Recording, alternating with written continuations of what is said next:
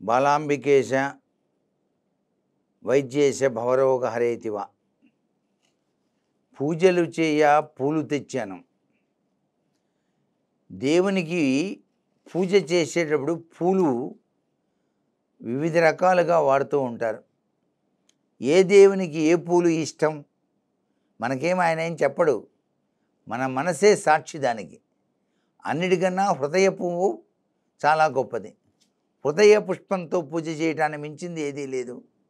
అయితే ఒక్కొక్క దేవునికి ఒక్కొక్క రకమైనటువంటి పూలతో మనం పూజ చేస్తే చాలా విశిష్టవంతమైన అభివృద్ధి జరుగుతుంది. ఉదాహరణకి పరమేశ్వరుడు ఉన్నాడు. పరమేశ్వరుడికి అభిషేకం చేసిన తర్వాత తుమ్మి పూలతో పూజ చేయాలి. తుమ్మి పువ్వులు తెచ్చి నీకు తుష్టుగా పూజేదమంటే అంటూ ఆ పూలు కూడాను చక్కగా స్వామివారికి అమర్చాలి. అలాగే వైలెట్ కలర్ రంగులో శంకు పూలు అని చెప్పేసి ఉంటాయి. బ్లూ రంగు, తెలుపు రంగు ఇట్లా ఉన్నవి. అవి శివుడికి చాలా ప్రీతికరం. శివుడికి శంకు పూలు విశిష్టవంతమైన అభివృద్ధికి నాంది పలుకుతాయి.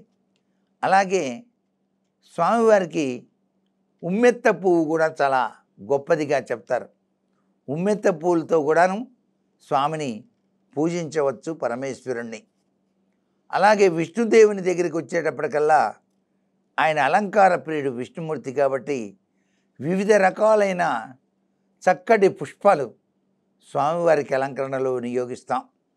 చామంతులు, గులాబీలు, మల్లెపూలు ఇట్లా వివిధ రకాలైనటువంటి పూలతో మాలికను కట్టి, అన్నిటికన్నా ముఖ్యంగా తులసి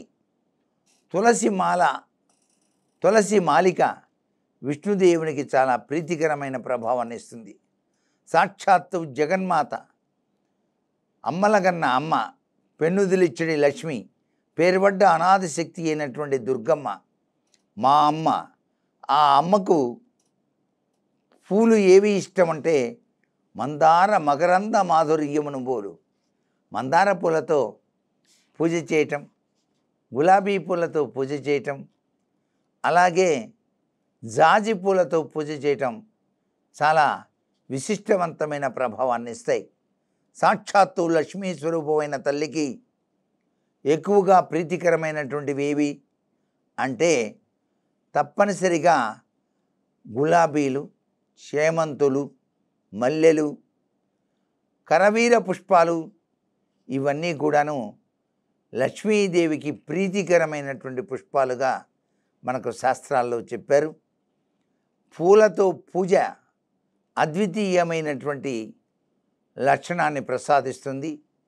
ఓం ప్రకృత్యై నమః అంటూ తల్లి ప్రకృతి అంతా కూడా ఆవహించి ఉన్నది కాబట్టి ఆ ప్రకృతిలో తన కోసం తాను అందంగా సృష్టించుకున్నటువంటి ఈ లోకంలో ఆమె కను సైగతో వెలసినటువంటి అద్వితీయమైన పుష్పాలన్నీ కూడాను ఆ తల్లి యొక్క దివ్య మంగళతత్వానికి నిదర్శనాలుగా ఉన్నాయి. కాబట్టి వివిధ రకాలైనటువంటి పూలతో మనం ప్రతినిత్యం కూడా పూజిస్తూ కనుల నిండా కూడాను వివిధ రకాలైన పుష్పాలు దేవునికి అలంకరించినప్పుడు ఆ సౌందర్యాన్ని చూసి పులకించిపోతూ ఉంటుంది హృదయం.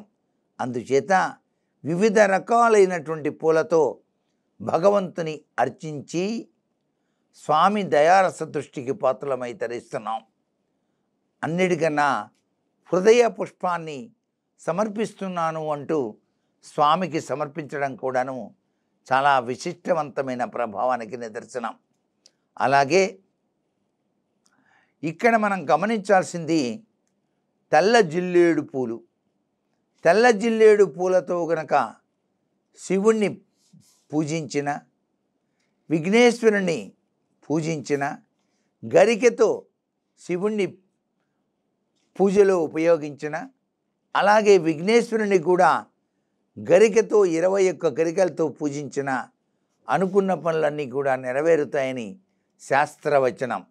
ఇంత గొప్ప విశేషకరమైనటువంటి పూల విధి విధానంలో ప్రతి ఒక్కరూ కూడా త్రికరణ శుద్ధి కలిగి స్వామిని వివిధ రకాలైన పూలతో కనుక అలంకరించినట్లయితే, పూజించినట్లయితే సర్వాభీష్టములు కూడాను సిద్ధింపచేస్తారు. ఆ యొక్క సర్వాంతర్యామి తత్వరీత్యా ఉన్నటువంటి భగవత్ సంబంధ తత్వం ఎంత విశేషకరమైంది పూలకి సంబంధించినటువంటి విధి విధానం.